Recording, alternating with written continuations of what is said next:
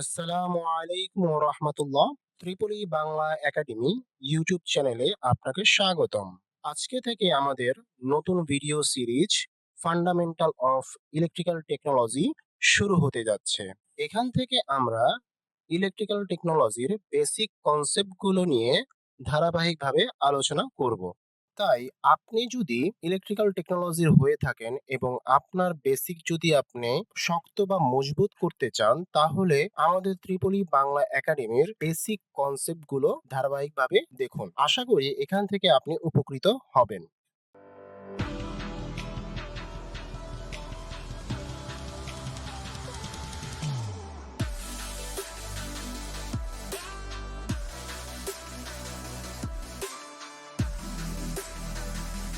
Fundamental of electrical technology ধারাবাহিক টিউটোরিয়ালের আজ প্রথম লেকচার, যেখানে আমরা এলিমেন্ট অর্থাৎ পদার্থ নিয়ে আলোচনা করব। পদার্থ কাকে বলে? যে কোনো কিছু যা স্থান দখল করে এবং যার ভর আছে তাকেই পদার্থ বলে। অর্থাৎ পদার্থ হতে হলে স্থান দখল করতে হবে এবং কি ভর থাকতে হবে। অর্থাৎ যার ভর আছে এবং স্থান দখল করে তাকেই কি পদার্থ বলে। পদার্থের মৌলিক গুণ হলো এটি ঘনত্ব, ভর ও আয়তন সহ বিভিন্ন ভৌত বৈশিষ্ট্য প্রদর্শন করে। তাহলে পদার্থের মৌলিক গুণ হচ্ছে তিনটি: ঘনত্ব, ভর এবং কি আয়তন। পদার্থর প্রকারভেদ। পদার্থ সাধারণত তিন প্রকার, যথা: এক, কঠিন বা সলিড, যার আকার ও আয়তন নির্দিষ্ট থাকে, যেমন লোহা ও কাঠ। অর্থাৎ কঠিন পদার্থের আকার এবং আয়তনকে নির্দিষ্ট। দুই, তরল বা লিকুইড, যার নির্দিষ্ট আয়তন থাকলেও নির্দিষ্ট আকার থাকে না, যেমন পানি ও দুধ। অর্থাৎ তরল পদার্থের আয়তন থাকে কিন্তু নির্দিষ্ট আকার থাকে না, কারণ তরল পদার্থকে আমি যে পাত্রেই রাখি, তরল পদার্থটি ওই পাত্রের আকারই ধারণ করে, তাই এর নির্দিষ্ট কোনো আকার থাকে না। তিন, গ্যাস, যার নির্দিষ্ট আকার ও আয়তন কোনোটাই থাকে না, যেমন অক্সিজেন ও নাইট্রোজেন। গ্যাসটা হচ্ছে বায়বীয় পদার্থ, অর্থাৎ এর আকার ও আয়তন কোনোটাই থাকে না। তাহলে এখান থেকে পরিষ্কার যে কঠিন পদার্থের আকার ও আয়তন নির্দিষ্ট থাকে, তরল পদার্থের শুধু আয়তন থাকে, আকার থাকে না। আর গ্যাসীয় পদার্থের আকার ও আয়তন কোনোটাই কি নির্দিষ্ট থাকে না। অণু কাকে বলে? পৃথিবীর সকল পদার্থই কতগুলি ক্ষুদ্র কণার সমষ্টি মাত্র। এই কণার নামই হচ্ছে কি অণু। মৌলিক বা যৌগিক পদার্থের যে ক্ষুদ্রতম কণা ওই পদার্থের ধর্মাবলী অক্ষুণ্ণ রেখে স্বাধীনভাবে বিরাজ করতে পারে, তাকে কি ওই পদার্থের অণু বলা হয়। বলতেছে যে পৃথিবীর সকল পদার্থই কি কতগুলো ক্ষুদ্র কণার সমষ্টি মাত্র। এই যে ক্ষুদ্র কণা দ্বারা গঠিত পদার্থগুলো, এই ক্ষুদ্র কণাকেই বলা হচ্ছে কি অণু। মৌলিক বা যৌগিক পদার্থের যে ক্ষুদ্রতম কণা ওই পদার্থের ধর্মাবলী অক্ষুণ্ণ রেখে স্বাধীনভাবে বিরাজ করতে পারে, তাকে কি ওই পদার্থের অণু বলা হয়। এক এক পদার্থের ধর্মাবলী এক এক রকম, তাই যে পদার্থের ক্ষুদ্রতম কণা ওই পদার্থের ধর্মাবলী অক্ষুণ্ণ রেখে স্বাধীনভাবে বিরাজ করতে পারে, তাকেই কি ওই পদার্থের অণু বলা হয়। অণুসমূহ কি খালি চোখে দেখা যায় না, অর্থাৎ পদার্থের ক্ষুদ্রতম কণাগুলো এতই ছোট যে এগুলোকে কি খালি চোখে দেখা যায় না। পরমাণু কি? অণুর ক্ষুদ্রতম কণাই পরমাণু। যেখানে অণুই খালি চোখে দেখা যায় না, তাহলে এই অণুর ক্ষুদ্রতম কণাই হচ্ছে কি আবার পরমাণু। এই পরমাণু কি আরো ছোট, অণুর থেকে কি আরো ছোট হচ্ছে কি পরমাণু, কারণ কি অণুর ক্ষুদ্রতম কণাই হচ্ছে কি পরমাণু। কোন মৌলিক পদার্থের ক্ষুদ্রতম অংশ যার মধ্যে ওই মৌলের বৈশিষ্ট্য অক্ষুণ্ণ থাকে, যা স্বাধীনভাবে অবস্থান করতে পারে না কিন্তু রাসায়নিক বিক্রিয়ায় অংশগ্রহণ করতে পারে, তাকে ওই মৌলের পরমাণু বলা হয়। অর্থাৎ কোন মৌলিক পদার্থের ক্ষুদ্রতম অংশ যার মধ্যে কি ওই মৌলের বৈশিষ্ট্য কি অক্ষুণ্ণ থাকবে, যা স্বাধীনভাবে অবস্থান করতে পারে না কিন্তু কি রাসায়নিক বিক্রিয়ায় অংশগ্রহণ করতে পারে, তাকেই কি ওই মৌলের পরমাণু বলা হয়। এখন আমরা দেখব পদার্থকে ভাঙলে কি কি পাওয়া যায়। পদার্থকে যদি ভাঙা হয় তাহলে প্রথমেই পাওয়া যাবে কি অণু, এবং অণুকে যদি ভাঙা হয় তাহলে পাওয়া যাবে কি পরমাণু। এই পরমাণুকে যদি ভাঙা হয় তাহলে দুটি জিনিস পাওয়া যাবে, একটি হচ্ছে ইলেকট্রন এবং অন্যটি হচ্ছে নিউক্লিয়াস। এই নিউক্লিয়াসকে ভাঙলে আবার দুটি জিনিস পাওয়া যাবে, সেটি হচ্ছে প্রোটন এবং নিউট্রন। তাহলে নিউক্লিয়াস হচ্ছে কি প্রোটন এবং নিউট্রনের যোগফল, অর্থাৎ প্রোটন ও নিউট্রন মিলেই হচ্ছে কি নিউক্লিয়াস।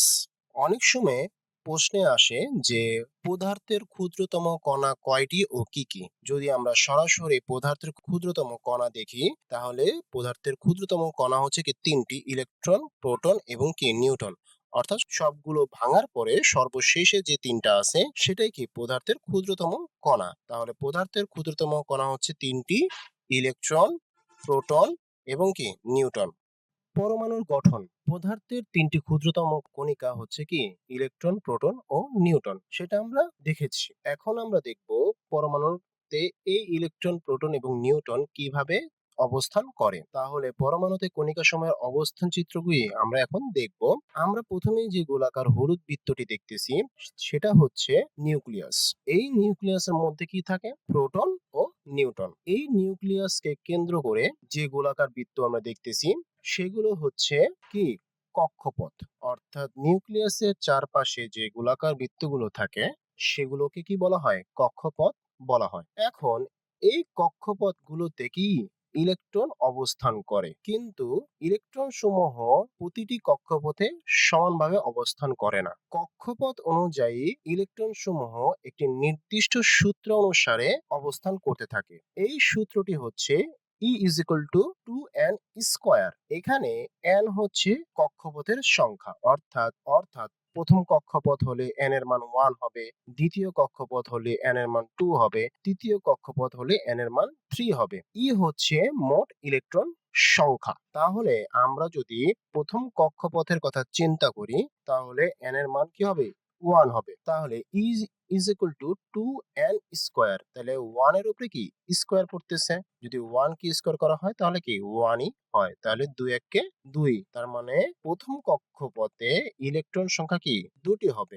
সেই দুটি ইলেকট্রন আমরা দিয়ে দিলাম। এবার আমরা দেখব দ্বিতীয় কক্ষপথে ইলেকট্রন সংখ্যা কত। তাহলে দ্বিতীয় কক্ষপথ অনুযায়ী n এর মান কি 2। তাহলে E is equal to কি 2n স্কয়ার। অর্থাৎ n এর মান কি 2। 2 এর উপরে যদি স্কয়ার হয় তাহলে 2 দুগুণে 4। তাহলে 4 দুগুণে কি হচ্ছে? 8 হচ্ছে। তাহলে দ্বিতীয় কক্ষপথে কি 8টি ইলেকট্রন অবস্থান করবে। সেই 8টি ইলেকট্রন আমরা কি দিয়ে দিলাম দ্বিতীয় কক্ষপথে। এবার আমরা দেখব তৃতীয় কক্ষপথে ইলেকট্রন সংখ্যা। ঠিক একইভাবে আমরা 3 নাম্বার কক্ষপথের ইলেকট্রন সংখ্যাটি বের করব। তাহলে 3 নাম্বার কক্ষপথের ইলেকট্রন সংখ্যা যদি বের করি তাহলে n এর মান কি হবে? 3 হবে। তাহলে E is equal to কি 2n স্কয়ার। অর্থাৎ 3 এর উপরে স্কয়ার। তাহলে 3 কে যদি স্কয়ার করা হয় তাহলে কি 3 3 9, আর 9 এর সাথে যদি আমরা 2 কে গুণ দেই তাহলে কি 9 দুগুণে 18। তার মানে তৃতীয় কক্ষপথে ইলেকট্রন সংখ্যা কি 18টি। ঠিক আমরা কি এই তৃতীয় কক্ষপথে 18টি ইলেকট্রন দিয়ে দিলাম। এইভাবে যদি চতুর্থ কক্ষপথ হয় তাহলে চতুর্থ কক্ষপথও কি একইভাবে ইলেকট্রন সংখ্যা বসবে। কিন্তু এখানে আমাদের একটি শর্ত বিদ্যমান রয়েছে। বলছে তবে যদি কোনো পরমাণুর সর্বশেষ কক্ষে 8টির বেশি ইলেকট্রন থাকবে না।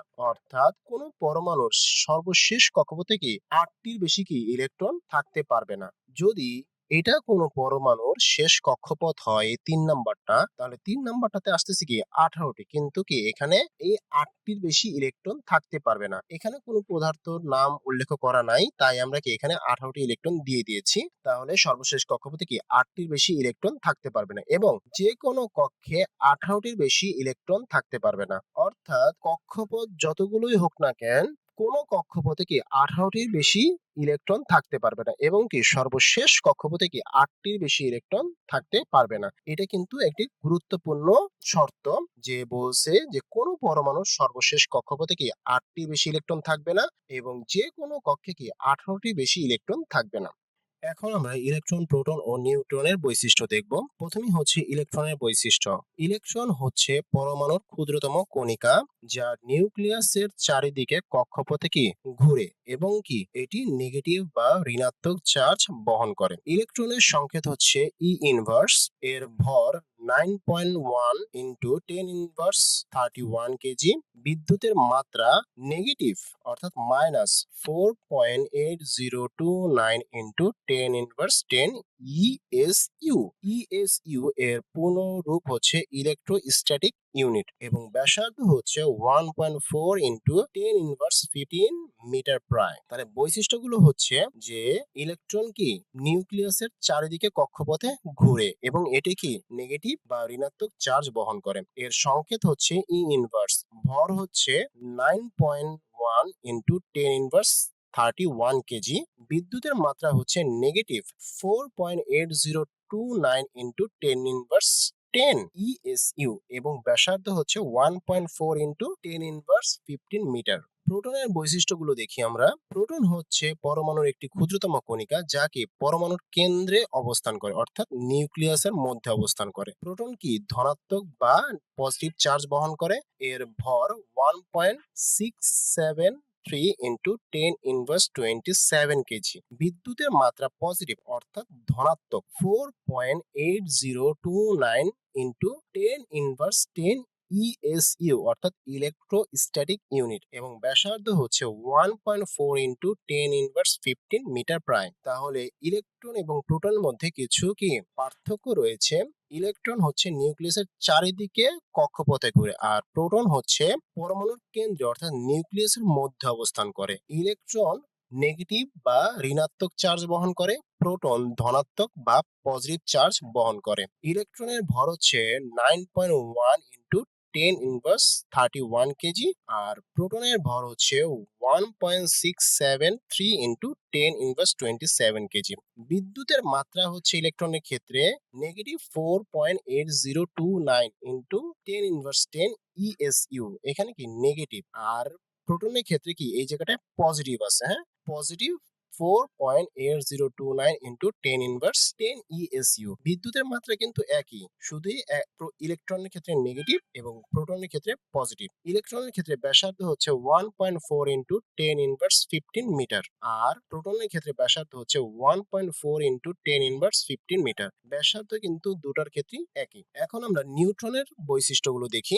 নিউট্রন হচ্ছে বিদ্যুৎ নিরপেক্ষ একটি ক্ষুদ্রতম কণিকা যা পরমাণুর কেন্দ্রে অবস্থান করে অর্থাৎ বিদ্যুৎ নিরপেক্ষ, যেটা কি পজিটিভও না বা নেগেটিভও না অর্থাৎ ধনাত্মক চার্জ বহন করে না বা ঋণাত্মক চার্জও কি সে বহন করে না, তাই কি সে বিদ্যুৎ নিরপেক্ষ একটি ক্ষুদ্রতম কণিকা যেটা কি পরমাণুর কেন্দ্র অর্থাৎ নিউক্লিয়াসের মধ্যে অবস্থান করে। এটি কোনো চার্জ বহন করে না অর্থাৎ নিউট্রন চার্জ নিরপেক্ষ থাকে। এর ভর হচ্ছে 1.673 ইন্টু 10 ইনভার্স 27 কেজি এবং ব্যাসার্ধ হচ্ছে 1.4 ইন্টু 10 ইনভার্স 15 মিটার প্রায়। কিছু গুরুত্বপূর্ণ বিষয়গুলো আমরা একটু দেখি। প্রথমেই আছে যে পরমাণুর কেন্দ্রকে নিউক্লিয়াস বলে। দুই হচ্ছে প্রোটন ও নিউট্রন দ্বারা নিউক্লিয়াস গঠিত। তিন পরমাণুতে ইলেকট্রন ও প্রোটনের সংখ্যা কি সমান থাকে। চার পরমাণুতে প্রোটন ও নিউট্রনের ভর সমান থাকে। পাঁচ পরমাণুর ইলেকট্রন বা প্রোটনের সংখ্যাকে পারমাণবিক সংখ্যা বলে। ছয় প্রোটন বা নিউট্রনের ভরকে পারমাণবিক ভর বলে অর্থাৎ পরমাণুর কেন্দ্রকে কি বলা হয় নিউক্লিয়াস বলা হয়। প্রোটন ও নিউট্রন দ্বারা কি গঠিত হয় নিউক্লিয়াস গঠিত হয়। পরমাণুতে ইলেকট্রন এবং প্রোটনের সংখ্যা কি সমান থাকে। পরমাণুতে প্রোটন ও নিউট্রনের ভর কি থাকে সমান থাকে অর্থাৎ ইলেকট্রন এবং প্রোটনের সংখ্যা সমান আর প্রোটন ও নিউট্রনের ভর সমান। পরমাণুর ইলেকট্রন বা প্রোটনের সংখ্যাকে পারমাণবিক সংখ্যা বলে। যদি বলা হয় যে পারমাণবিক সংখ্যা কাকে বলে সেটা হচ্ছে ইলেকট্রন বা নিউট্রনের সংখ্যাকে কি বলা হয় পারমাণবিক সংখ্যা বলা হয়। প্রোটন বা নিউট্রনের ভরকে পারমাণবিক ভর বলে। যদি বলা হয় পারমাণবিক ভর কাকে বলে তাহলে কি প্রোটন বা নিউট্রনের ভরকে পারমাণবিক ভর বলা হয়। পরমাণুতে ইলেকট্রন প্রোটন ও নিউট্রনের অবস্থান চিত্র আমরা দেখি। প্রথমে যে গোল বৃত্তগুলো দেখা যাচ্ছে এগুলোকে বলা হচ্ছে কি নিউট্রন। এই নিউট্রনের পাশে যে পজিটিভ চার্জ যুক্ত কণিকা দেখা যাচ্ছে এগুলোকে বলা হয় কি প্রোটন। কারণ কি প্রোটন পজিটিভ চার্জ বহন করে। তাহলে এই নিউট্রন এবং প্রোটনকে একত্রিত ভাবে যে রাখে সে হচ্ছে কি নিউক্লিয়াস অর্থাৎ প্রোটন এবং নিউট্রনকে কি একত্রিত অবস্থায় কেন্দ্রে রাখে। নিউক্লিয়াস হচ্ছে প্রোটন এবং নিউট্রনের সমষ্টি। নিউক্লিয়াসের চারিদিকে যে গোলাকার বৃত্ত দেখা যায় এগুলোকে বলা হয় কক্ষপথ। আর এই কক্ষপথে যে নেগেটিভ চার্জ যুক্ত কণিকা থাকে এগুলোকে বলা হয় ইলেকট্রন। তাহলে পরমাণুতে ইলেকট্রন প্রোটন এবং নিউট্রন কোথায় অবস্থান করে এই চিত্র হতে কি সহজেই বোঝা যায়। ইলেকট্রন ও প্রোটনের মধ্যে পার্থক্য কি? ইলেকট্রন এবং প্রোটন। ইলেকট্রন কি ঋণাত্মক বা নেগেটিভ চার্জ বহন করে, আর প্রোটন ধনাত্মক বা পজিটিভ চার্জ বহন করে। ইলেকট্রনের ভর 9.109 ইন্টু 10 ইনভার্স 31 কেজি, আর প্রোটনের ভর হচ্ছে 1.673 ইন্টু 10 ইনভার্স 27 কেজি। তাহলে প্রোটনের তুলনায় কি ইলেকট্রন 1836 গুণ কি কম, যেহেতু এখানে 10 ইনভার্স 31 অর্থাৎ পয়েন্ট জিরোর সংখ্যা কি অনেক এখানে বেশি, আর এখানে 10 ইনভার্স 27 অর্থাৎ এখানে কি এর তুলনায় কম। তার মানে প্রোটনের ভর বেশি আর কি ইলেকট্রনের ভর কম।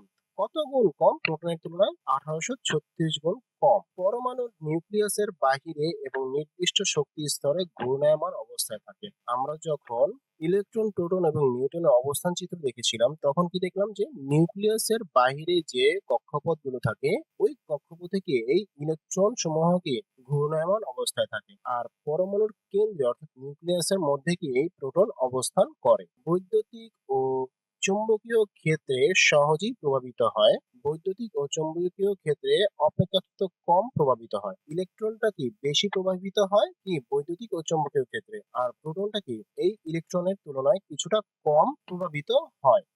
Thanks for watching.